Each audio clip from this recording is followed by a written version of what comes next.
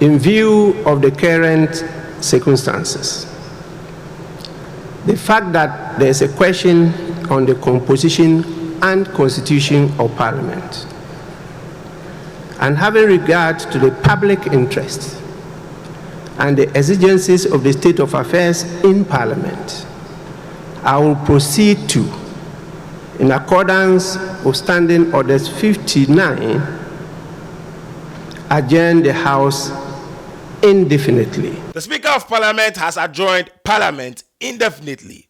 Now, why did the Speaker adjourn Parliament? In this video, I'm going to tell you why the Speaker of Parliament adjourned Parliament indefinitely.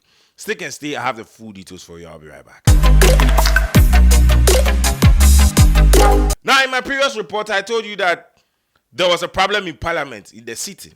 Now, in my previous report too, I made an error with the numbers. So in this video, I'm going to do the correction. So I said it was 136 and 136 in Parliament. That was a mistake I made in my previous video, but rather it's 136 and 135 in Parliament. Now, let me just give you a little information. Now, MPP MPP had 137 members of Parliament. NDC also had 137 members of Parliament with one independent candidate. Now, this independent candidate joined the MPP, making MPP 138 and NDC 137, making MPP the majority in Parliament. Now, MPP lost 3 members from their seat, becoming independent candidates, making 138 minus 3, making what? 135. NDC also lost 1 person, becoming independent candidate, making what? NDC have 136. So 136 for NDC, 135 for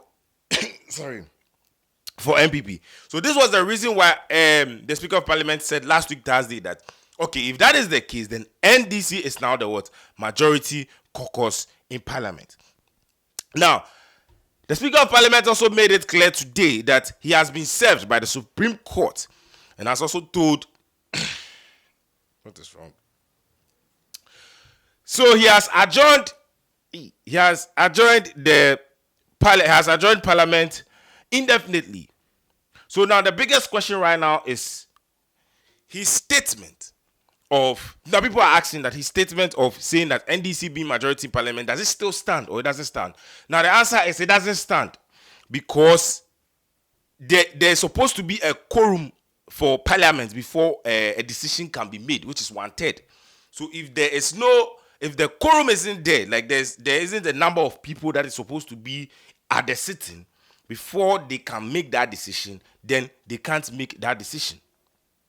Now, this is what the Speaker of Parliament also said regarding the decision about NDC also becoming majority, which obviously right now NDC is no more NDC. So right now, as it stands, as we speak right now, NPP is still majority, is still the majority caucus in Parliament. Now, this is what the Speaker of Parliament had to say about this whole issue. On Thursday, I informed the House, pursuant to Standing Order 18 of the Standing Orders of Parliament, on the occurrence of vacancies in the House in relation to 4 honorable members. Yesterday, I received a process from the Supreme Court, which is a ruling from the Supreme Court pursuant to an ex parte application directing Parliament to recognize and allow the 4 affected members of Parliament to duly represent their constituents and conduct full scope of duties of their offices as members of Parliament pending the final determination of a suit filed by Honorable Alexander Afenyo Markin. By Article 102 of the Constitution, 1992, and Order 64(1) of the Standing Orders of Parliament, I note that we currently have a quorum to transact business, but not to take decisions. I want to read the said Article 1 2 of the Constitution. It reads, a quorum of Parliament, apart from the person presiding, shall be 1/3 of all the members of Parliament. As presently constituted, the numbers definitely is far above 1/3 of the members of Parliament. But by Article 104, the numbers are not sufficient for us to take decisions. And I'll quote Article 104. Article 104(1) says, except as otherwise provided in this Constitution, matters in Parliament shall be determined by the votes of the majority of members present and voting, with at least half of all the members of Parliament present. Honorable members, we don't have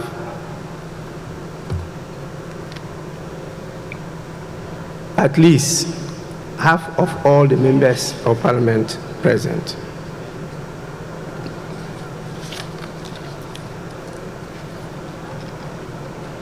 Consequently, in view of the current circumstances, the fact that there is a question on the composition and constitution of Parliament, and having regard to the public interest and the exigencies of the state of affairs in Parliament, I will proceed to, in accordance with Standing Orders 59, adjourn the House indefinitely. That is sine die. I want to quote Standing Orders 59(1). It says, the Speaker may, in consultation with leadership, suspend a meeting of the House indefinitely or for a period determined by the Speaker, having regard to the public interest and the exigencies of the state of affairs in the country. Honorable members, I have consulted leadership, and I am exercising my discretion to decide to suspend the meeting of the House indefinitely. The House is accordingly adjourned sine die.